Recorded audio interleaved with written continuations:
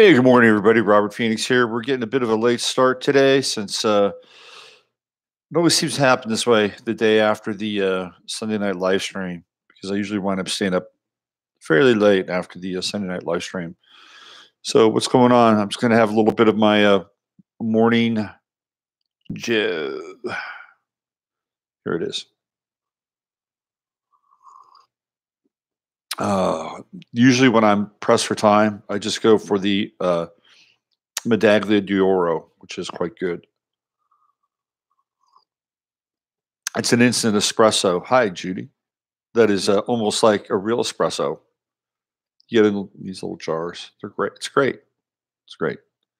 It's about as close to an espresso as you can get without having the machine and everything. I know how to make it really well. This is the 15 Minutes of Flame Medaglia d'Oro edition brought to you by Medaglia d'Oro. One sip and you're right back in Roma. Okay, a lot happening out there. We did over 2 hours last night on the live stream. We're jamming. It was great, great show. A lot of fun. And I got a request today to get into Brett Kavanaugh's chart. Steve and Chris thought it would be an interesting thing for me to do. And yes, I've been kind of on the lag time on it, but we're going to do it today. I don't really have a chart. I haven't cast a chart, but I'm going to look at his what's called a solar chart. And we'll get into that. We'll also get into a few more items, sundry items. Let's just do a quick scan out there, what's happening in the news world. First of all, I'm going to go to cheap news, which is Yahoo. I love going to Yahoo now because Yahoo is probably the most propagandized channel out there besides Fox. So let's go here. Oh, Bill Cosby. It is reckoning. I guess it's a big day for potential sex offenders. Bill Cosby is awaiting sentencing. Let's see. Asia Argento accuser Jimmy Bennett speaks out on Italian TV. Court nominee Kavanaugh is victim of Me Too fervor, says Kelly Conway. And what else? What else do we have here? Anything else? Tiger Woods has a new girlfriend. She looks like she's about 4 feet tall. And anything else? Ken Langone, whoever this guy is, Trump is not the reason for divisiveness in this country. Trump is the fever. He's not the disease. So apparently people are divisive. Brett Kavanaugh plans calendar defense. Time's up for calls for walkout. Anything else? Anything else here? Oh, and Kylie Jenner's rocking. She's rocking a new PVC dress. Pink PVC. So it looks like most of the attention is on Kavanaugh, but the Cosby thing is clearly interesting. He's going to get sentencing. This is the first major celebrity convicted of the hashtag Me Too.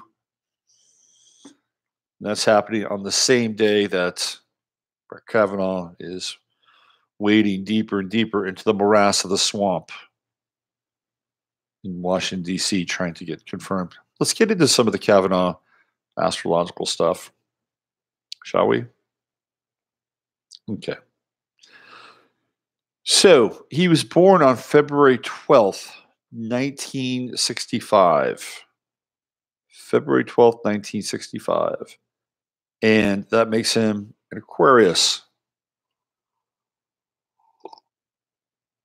Now, here's where the time really comes into play because the moon was at 27 Gemini that day. I'm going to say that he probably has a Cancer moon because by the time we get into the 12th, we're up to 12 degrees Cancer on the moon side. So I'm gonna go Cancer moon for Mr. Brett Kavanaugh. And let's see what else do we have here. He has Mercury in Aquarius. So his sun is a 22 Aquarius. He's born one day after, not in the same year, but the calendar day after Alex Jones. Isn't that interesting? Alex Jones born February 11th. Brett Kavanaugh is born February 12th. This is not a good. This is not a good time or a season for Aquarians. As we move through the final degrees of the nodal shift and the nodal changes with the South Node in Aquarius, Aquarians have had a rough year and a half because of the South Node going through their sign. And Leos have tended to fare a bit better, although ask Tom Brady last night, he did not very good at all. We're witnessing the fall of the Patriots, by the way. And I wonder if it's one of those sort of archetypal, macro archetypal events because we're witnessing the fall of the Patriots before our very eyes in the sports world. Now, it's early in the season, and a lot of times the Patriots will figure things out. I've never seen the Patriots play this bad at the beginning of the season. This is just a little sports divergence, and we'll get back into Kavanaugh. Bill Belichick usually has his teams prepared, and they're not prepared. They're bad. It's a bad team, really bad team. And they have injuries, and the league is finally catching up with them. So is it a metaphor? Is it a macro synchronistic metaphor that we're witnessing the fall of the Patriots? Could be.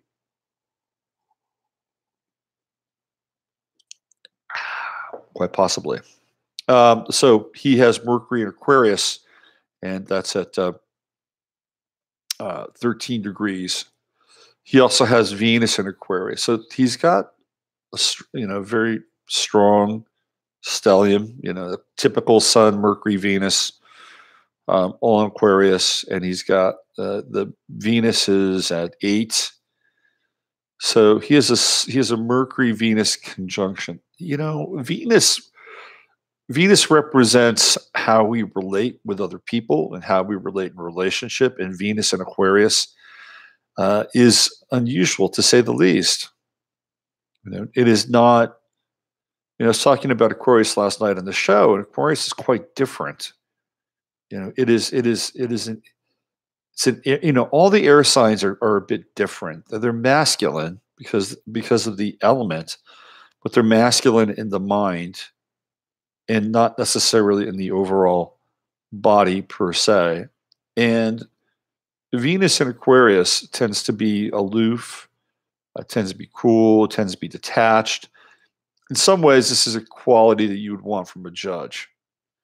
I just think it's really interesting that we're going around, we're bringing up all this Me Too garbage and what happened with Kavanaugh years ago, and I'm always very suspect of the timing with everything. I mean, I'm just totally suspect of the timing, and it seems fairly fairly coincidental. No, it's not coincidental. Of course, they're going to use this to stop him from getting elected because I believe the fear is that Brett Kavanaugh will roll back Roe v. Wade. I think this is the biggest fear.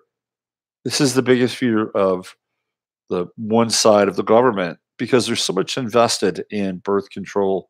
When we get into the whole birth control thing, there are two levels to it.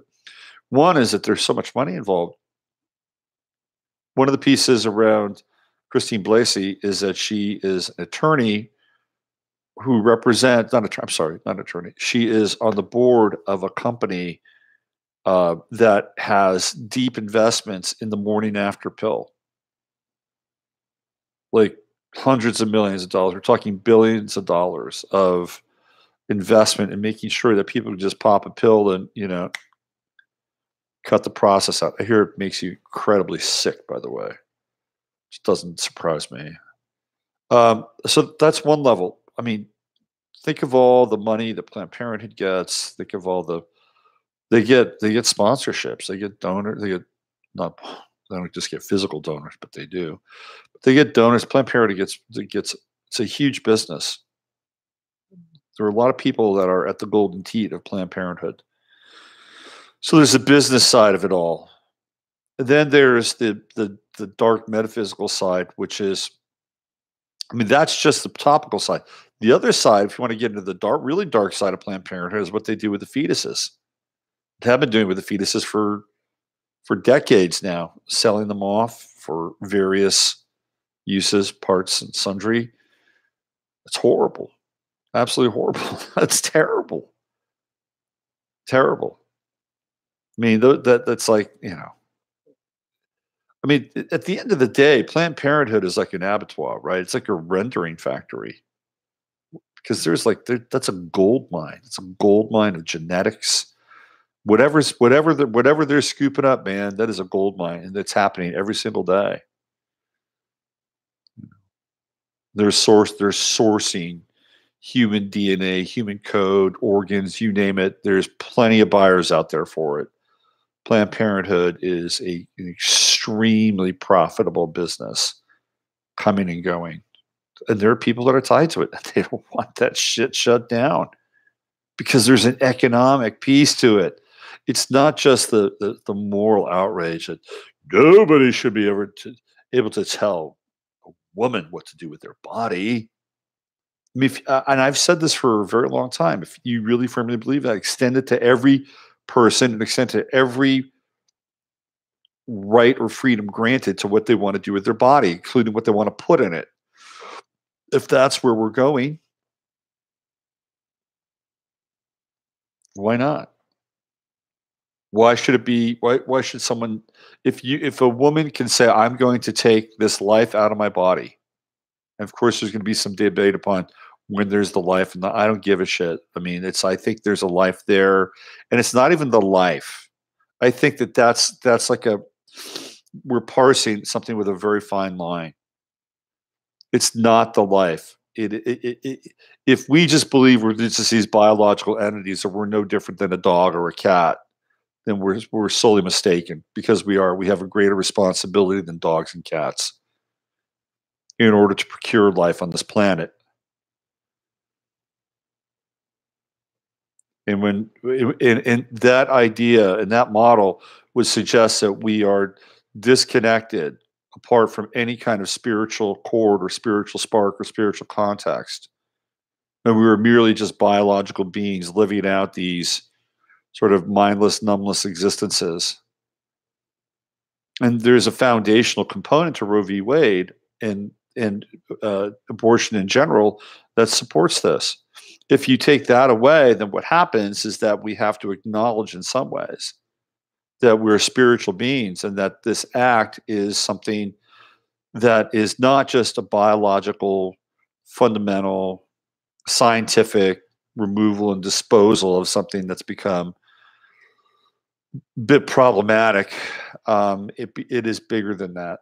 It is much bigger. And, just from my experience, and we get back to the Kavanaugh charter, just from my experience around it. And I had a very negative experience around it where I was involved with uh, that. And it was one of the worst experiences of my life. Trust me, it was horrible, absolutely horrible. And it changed my views on abortion considerably. Okay, let's put it that way. So there's a lot involved here from that perspective alone. What about this goes back into the metaphysical piece. I mean, these are theoretically, they're sacrifices. People may not think of it that way. And I'm sorry I'm not here to offend or say if you've had an abortion that it's it's bad. I mean, or it's terrible. We don't, in many instances, we are blind, absolutely blind to the consequences of things because we don't know. We're not informed. We don't understand. Nobody told us certain things. And I believe that under the aegis of either I wouldn't say ignorance, but under the aegis of sleep and denial, People will make mistakes, and they'll make mistakes that they will regret later on, and they'll understand that they were misguided.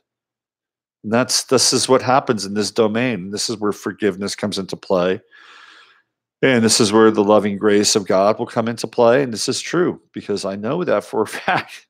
I know because I've had very dark periods of my life, and without being lifted up slowly out of this realm of deep and isolated existential suffering. And it has been the majority of my life, but there have been specific times and moments where that's happened that I would not have been able to come out of those moments. It was like, here you go. Here's your pass. You're free to go. So I'm not, this is in no way, shape, or form a condemnation of anybody that's ever made that choice. It's a very personal choice, and we all deal with that choice on some level or another.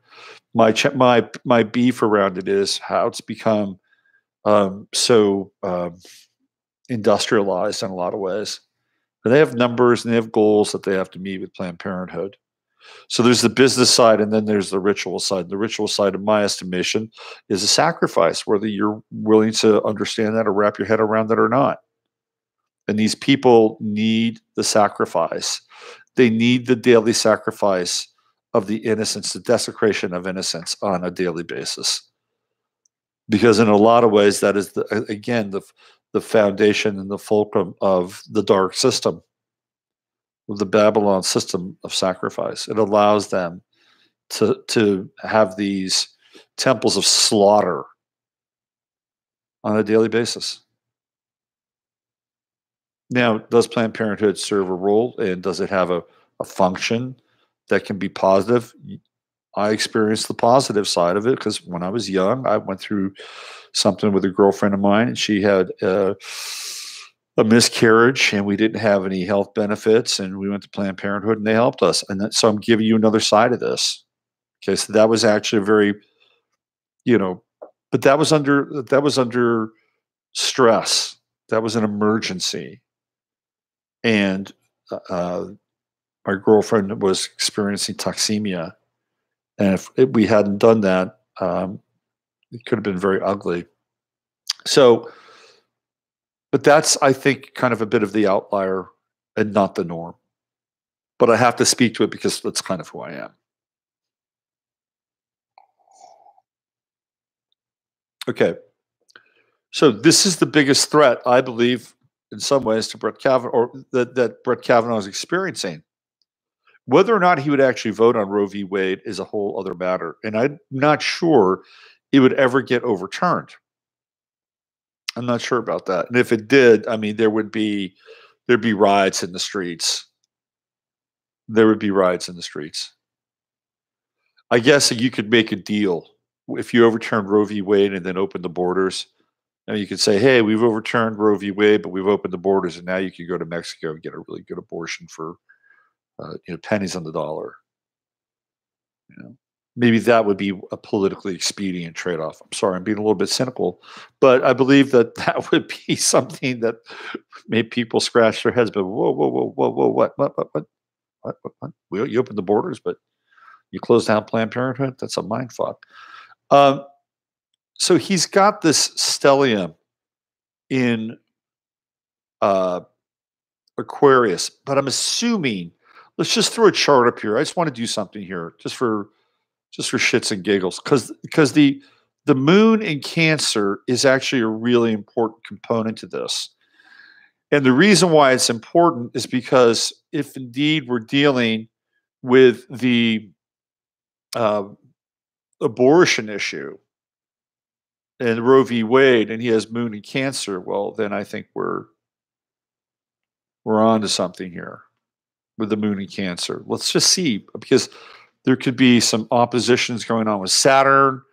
There could be some oppositions going on with Pluto. Let's just throw this up here. Let's go BK. He was born on the 12th of February, 1965, the year of the snake. So you know that sex is a big deal for Brett Kavanaugh, the year of the snake, which is true. Let's just throw it down to 11 a.m. And I think he's born in DC, if I'm not mistaken. If not, it'll be close enough. We're just throwing down here. We're just This is like my version of instant espresso. Okay, let's see what we have. BK, February 12th, pretty early in the morning.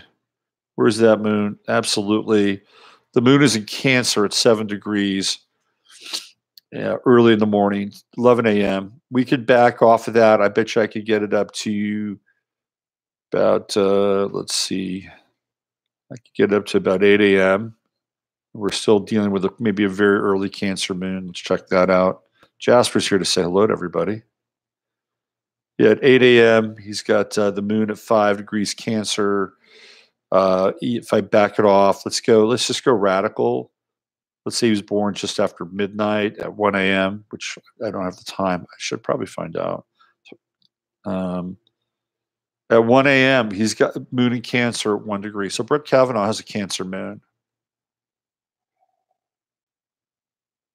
And if we're dealing with the Cancer moon, basically from 2 degrees up to about 20 degrees, he's having the Pluto opposition to, let's say he's even got the moon at 11, 12 degrees. Uh, so, which is possible. He'd have to be born later in the day, much later in the day. Let's just check that out. Let's say, yes, Jasper, I love you too. I love you too. Yes. And everybody out there loves you as well. They do love you. So if we get into 3 p.m., we're about 9 Cancer. And the latest that he could be born with that Cancer moon would be about 11:50. Let's just do like 11:50 p.m. What's the furthest out? 11:50. I know. I know. You like getting in on these broadcasts, huh?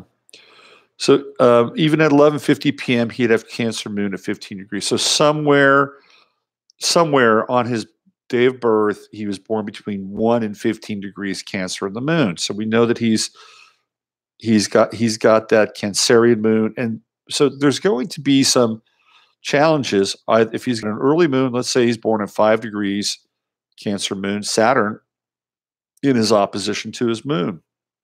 So he's being challenged by the Saturnian forces.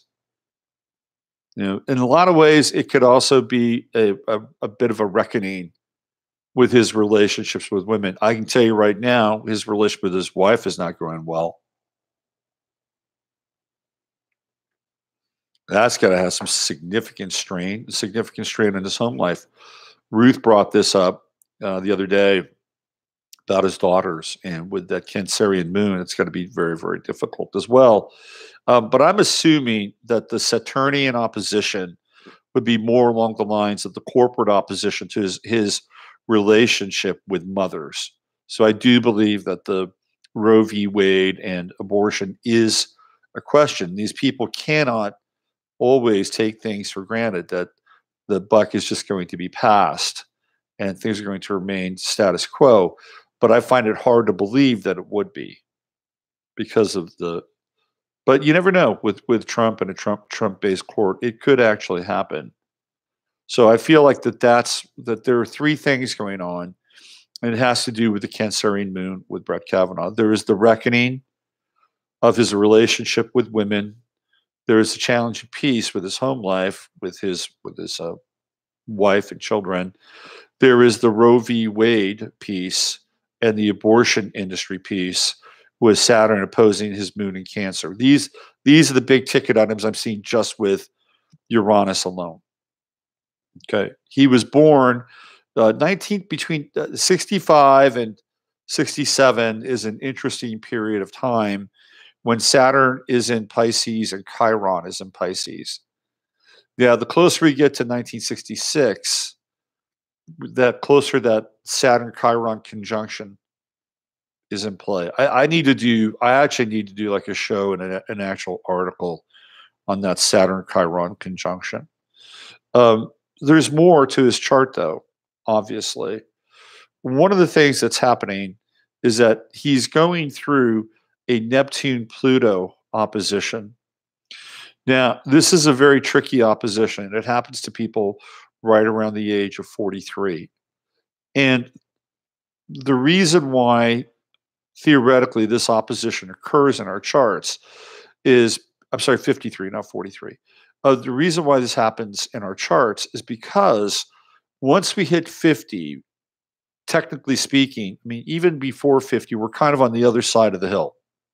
It's just the way it is. And after 53, we begin to move more towards spirit and away from matter.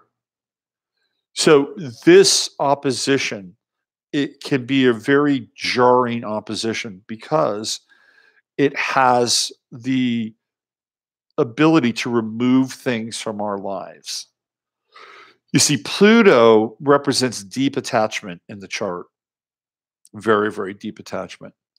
And when Neptune comes in and opposes Pluto, it begins to remove the elements of deep attachment. So we wind up having these things, essentially, whatever they are, they're taken from us. And it happens to everybody summarily, whether you're male or female, across the board at 53. Because here's where the divine intelligence comes into play. The divine intelligence says you are not your possessions, you are not your body, you're none of these things. These things are the things that you cling to in the world vis-a-vis Pluto, your deep attachment. Well, they're going to be removed from you, whatever they are. And in that moment of crisis, we begin to look at what's going on in our lives, and we look at our faith, and we look at all these things that are taking place. Sorry, Jasper's he's very affectionate this morning.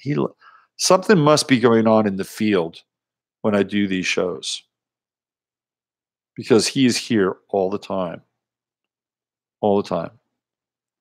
So he's definitely picking up on significant energy in the field, aren't you? Aren't you? Yes, you are. You need to have your own show, though. I'm just gonna go live with you one day, and while you're sleeping, people could just watch you while you're sleeping. Would you like that? Would you like that? I think you probably would. But you need to be over here. You need to be over here. Yeah. Yeah.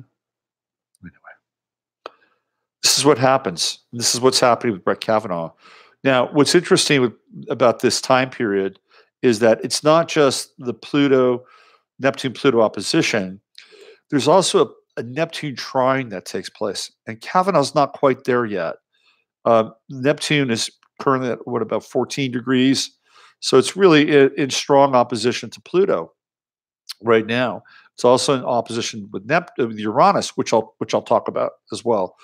But the Neptune trine is this very interesting cosmic design where things are taken from us and then something else is given to us in its place. This is what happens. Something is taken from us and something else is given to us in its place. What is the thing that's given to us? If the material thing, the thing that we've been attached to for a very long period of time, is taken from us, then the Neptune trine is this application of grace. It is the application of grace. It is the application of surrender. It is the application of some higher spiritual understanding that what is being taken from you is impermanent anyway. And there is a higher octave or a higher chord that you can sound that allows you to move into the release of that thing. Because wherever our attachments are with this Neptune opposition with Pluto at 53, there's the opportunity to shed the attachment and move gracefully into a higher level of understanding and surrender, and move away from the physical, which is Pluto and our connection to this mortal coil, and towards the spiritual, which is Neptune and the transcendent state of our spirits when we leave this body. This is a big, big thing. This is what Brett Kavanaugh is going through right now. Pretty significant. Neptune is also on his natal Chiron, so he's extremely vulnerable. Extremely vulnerable. Neptune is also in opposition with his natal Uranus. So this is part and parcel because he's born during a time when Pluto and Uranus were conjunct. Talked about this many times during the 1960s, from about 63 to 69. So about a 6-year period. The closer you get to 65, 66, 67, that conjunction gets closer and closer and closer. To me, this is an area, or this is a topic of conversation, discussion that I find fascinating, particularly since I'm a Virgo, and both of these planets occur in the sign of Virgo. And it is the time where super healers have been born into and incarnated into this existence. And people who are willing to suffer in a lot of ways, for their healing, or for whatever that is, physical suffering, or having to go through things like, dealing with the AMA or whatever. If they're in the healing profession, I've talked about Joan Sefcik, who is the dentist who lives in Austin. It's a friend of mine, and she's an anti-fluoride advocate. So she's a healer, and she goes through the very painstaking efforts to defend clean water and get fluoride out of the system. And she is a dentist. She's a dentist. You see, this is a Pluto-Uranus conjunction. She's born during that time. So this is what Kavanaugh is going through. And Chiron is on his, Neptune is on his Chiron. So there is a sacrificial element here. This is a sacrificial element. I don't think he's going to make it. I don't think he's going to make it, because the system needs a sacrifice, and so does Brett Kavanaugh in some ways. I'd be very surprised if he makes it. This is happening the same day that Bill Cosby is being sentenced. Kavanaugh is a Star of David. I mean, even if the time is off a bit, he's got a Star of David in his chart. It's very interesting. Very, very interesting. And the moon plays a very prominent position in the chart. It's not quite at the head of a grand trine, but it's close. It's a grand trine without the bottom part being connected. And his moon is in sextile with Pluto and Uranus. Again, this is sort of that time of it's late. But even if we backed off the time, and if his moon was around 8 degrees, 7 degrees, which is probably more the case, it would still be in trine with Pluto and Uranus, and it'd still be in trine with Jupiter. He's got Jupiter and Taurus. People with Jupiter and Taurus have money. Anyway, my sense is, what was the other thing too? Right. His true node is in Gemini, which means his south node is in Sagittarius, which is not good for law. Not good for law. Brett Kavanaugh should have done something else. He really should have. This is his south node rearing its ugly head. He's going to be a judge at a high level, an adjudicator. And the true node in Gemini is coming out in his chart. Now we have, what, 2 accusers, Gemini? I don't think he's going to make it. That's just my 2 cents. The south node is moving off of, well, it's been around his Venus for, where's the nodes currently? I think it's around 4 degrees. So the south node is still conjunct his Venus. He's having a challenge with women in his life. Venus is women, it's feminine. The moon is women, it's feminine. He's having a challenge with relationships. But it's very Aquarian. It's very cool, it's very detached. Certainly it's timely, at least for one side. I'm not sure he's going to make it. I don't see it. And here's the deal: he's going to force a vote. I believe a vote will be forced. I don't believe Brett Kavanaugh is going to step down. He's got 3 planets in Aquarius. That ain't happening. That's just not going to happen. Chiron, even though Chiron is currently in Aries, it is retrograding. And Brett Kavanaugh's Mars is at 26 Virgo. So technically speaking, by degree, Chiron is in opposition with his Mars, and it's going backwards. The Chiron's going to hit 28 Pisces. Heaven help us. It's going to hit 28 Pisces early next year. So he's going to go through this Chiron Mars opposition one more time. It's getting closer. He's not done. He won't be done with this. Even if somehow he manages to get elected, even if somehow he gets through the nomination process, he's not going to be done with this Chiron in Aries. And most men are dealing with this Chiron in Aries now. And it's retrograde. It's going back and looking at what men did. And I just, look, I'm not here to judge other people's experiences per se. I'm not. But I am here to look at the timing and the circumstances of when these experiences were brought to the public light. And when I see that it's just before a Supreme Court nomination, to me, it's certainly a yellow flag. Now, we can get into the spiritual ramifications of this, which is fine. And we just did to some degree with the Neptune-Pluto opposition. But I believe that Brett Kavanaugh, I don't believe he's going to step down. He cannot step down. This is going to be hand-to-hand open warfare and open combat. If he steps down, it is a blow for Anthony Kennedy, who's a Supreme Court justice. This is one of his guys, handpicked. It'll be a blow to the Republican administration. There'll be yet another victory for the so-called progressive and so-called left. They're not progressive at all. There's nothing progressive about them. They're into witch hunts and witch trials.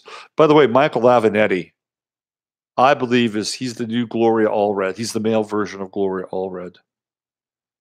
I saw him debate Tucker Carlson. Avenatti he's an interesting character, and he did not make Tucker look good. It was one of the few times I saw Tucker kind of, struggle, was when he had Avenatti on a show. Avenatti is that guy's a bit of a tiger. So if you're going to get into the cage with Avenatti, you better be prepared. Number one, you better know law. Number two, you better be as steely-eyed as he is and not back down. Maybe Jordan Peterson can handle him, although Jordan Peterson's a bit of a flake. Although I do like his mental processes. I don't think this is going to stop. I don't think he's going to stay. He can't. He has too many fixed planets. He's got Venus, Mercury, and Sun all in Aquarius. He's got Jupiter and Taurus. That's fixed. Those are 4 planets, and they're fixed. He has Neptune in Scorpio opposite Jupiter. He's got a T-square going on here. The Jupiter-Neptune opposition. He's got 5 planets, all fixed sign. What is Neptune squaring? Neptune is squaring his Mercury and his Sun. It's not great. It's not great. Neptune Sun squares. The conditions of character are called into question. The Neptune Mercury squares have this tendency to exaggerate, fabricate. I've talked about the Neptune squares for a long time. It's one of the big things I get into with astrology, and that it represents a fundamental flaw in the person's character, nature, and makeup. And it's something that they have to address and deal with in this lifetime. It is a test. It is a test for Brett Kavanaugh to tell the truth. It is a test for Brett Kavanaugh to go through and, this is clearly what's happening now. He's having a crisis. He's having that Neptune Sun crisis in his life. This is where things can get exposed for him. Jupiter's on his Neptune, and it's bringing this Neptunian stuff out, and it's squaring off against his Sun. So we're getting more, right? It's like the Geico commercial. More. And Jupiter is in Scorpio. Can we believe it? Jupiter's in Scorpio. Venus is in Scorpio. Venus is at 6 degrees Scorpio right now. So this is all coming up. He's got a Venus square going on. I don't think it looks good for the guy, but I also don't see him stopping. So then we get to what happens next.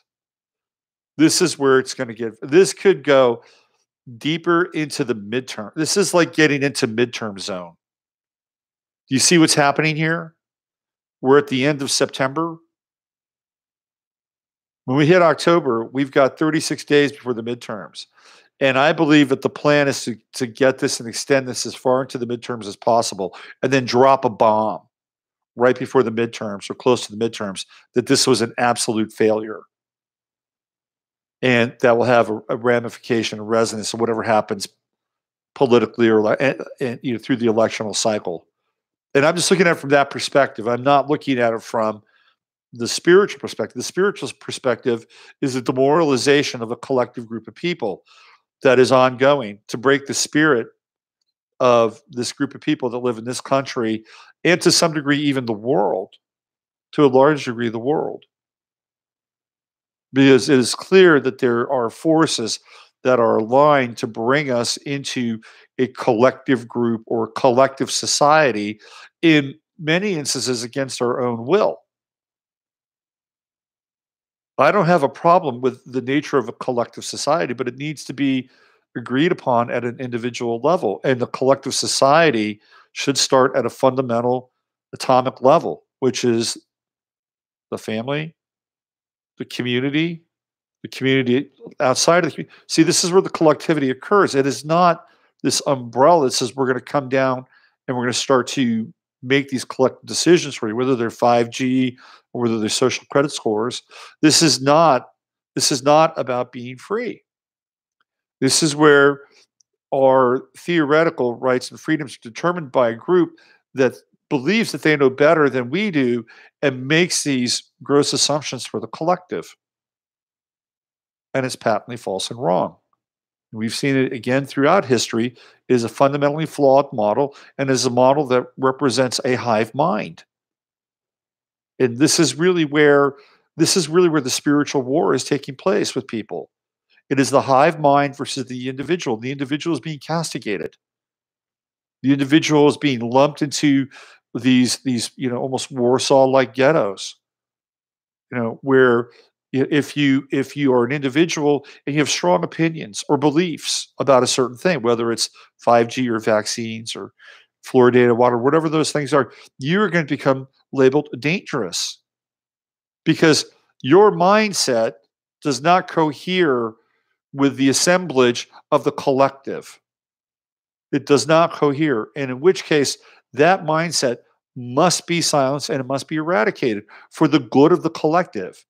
And the good of the collective is being determined in many instances by a minority that has been able to garner and control the collective voice through mainstream media or through alternative. Now, what's happening is all the alternative media is being shut down. So, really, what we're looking at is we're looking at a very spiritual confrontation. It's no longer about left versus right. It's no longer about Democrat versus Republican. The dynamic here is about being free, really free to make one's own choices and to be self-determined versus the supposed danger and threat that poses for the collective. This is where we are right now. And the Kavanaugh thing is is kind of in that camp in some ways. But really what it's moving towards is this stalling and the drag on the entire system so it goes further into this electional process and leads to a greater sense of demoralization and a greater sense of chaos and a greater sense of disorder. And we as individuals who are doing our best to be conscious and aware to understand these things, it's important for us to look at them, but we at this point in time to really participate into that system is at that level. At that level, and I'm not talking about at a local level. It's a very, very different paradigm. But at that level, to participate in the system in that way, I believe is a losing battle. It is not where we want to have our spirit. That's not the spiritual front lines. The spiritual front lines are, we can see that. We can see it take place. It's like a war in heaven. but we have to deal with it on our own personal, individual, one-to-one level. This is the most important lesson understanding that I'm having in my life right now. So if I can go through it and experience it, I'm willing to share it with you. It'll be interesting to see what happens. I don't think he's going to back down. I don't think they can afford to back down. I think this is going to be open warfare. And if they force a vote, then then we'll see what happens. He may not be approved because now we have a record, right? An open record on who voted and what and for what, and that could get very ugly. This is everything is being exposed now. The facade has been ripped away, and we're living with this membrane, this very thin membrane of the game and what takes place. So he's got he's got challenges. This guy's got a lot of squares in his chart. A lot of squares. Do I think he'll step down away from it? I would say he can't. He can't.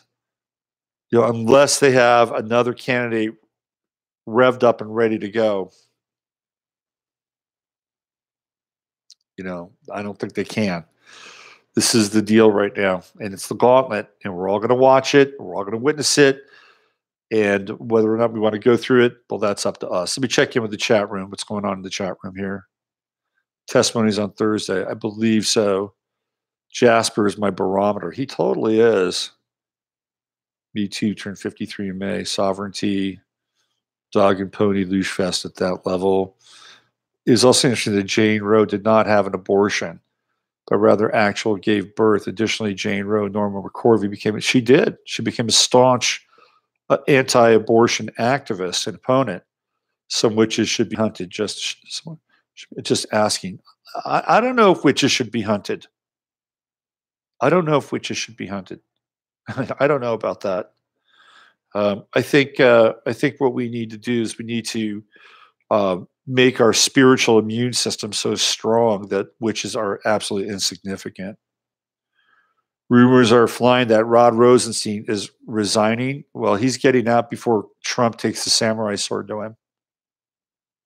That's what's happening with Rosenstein, more than likely. What else do we have here in the chat room? Once upon a time, women would go to the local midwife or had the knowledge herself to deal with such things through herbal treatment. That's true, Joe. Joe, women had the opportunity to take a life or to remove a child. That's true. No doubt. I'm not sure. I don't know. I'm not a woman. I don't know what it's like to have that experience, but I was on the other end of that experience, and it was not a good one for me. And it was very, very, very, very, very dark. Very, very dark. Very personal decision to terminate pregnancy, not for another to judge. I'm not judging it. I'm not judging it. But I also was a part of it. And I went through a very dark period because of it. And I had a lot to do with that because I was part of it. Let's see. Let's see Jasper's chart. God, I wish I had Jasper's chart. Jasper's an avatar. He's a total avatar. Hi from Brazil. Hello, Lucero de Abducto. I like that name. Lucero de Abducto. Anything else? Anything else going on here in the chat room? Anything else? Actual proof. Notice how the left always puts the emphasis on the number of allegations and never on the strength of the proof. Yeah, I think that comes out of the Alinsky model, which is to sort of flood the system with numbers, even though the numbers may not have any real relevance or resonance. I think that's part of it. And this is a strategy that is applied. Anyway, the request, hi, Misty. The request was for me to look at Brett Kavanaugh's chart, and I did. And I hope you got some meaning out of it and got some meaning out of this time we spent together this morning. I'll be back tomorrow for another edition of 15 Minutes of Flame. We'll continue to track the Brett Kavanaugh nomination and hopefully, from the highest level and perspective possible so that we can look at it with some wisdom and some insight and some understanding to understand our own spiritual process and this evolution of awakening that we're going through during this time, which is the most important thing that any of us can be focusing on outside of the dog and pony show, which is there to remind us of how the world should not be in many ways. So use your head to discern what's real, your heart to determine, well, your heart, use your head to discern what's real, your heart to stay open to what's possible. I'm Robert Phoenix, and I'll be back tomorrow. Have a great day on this day of balance, the autumnal equinox, which really takes place later tonight when everything becomes, completely, well, not completely equilibrium.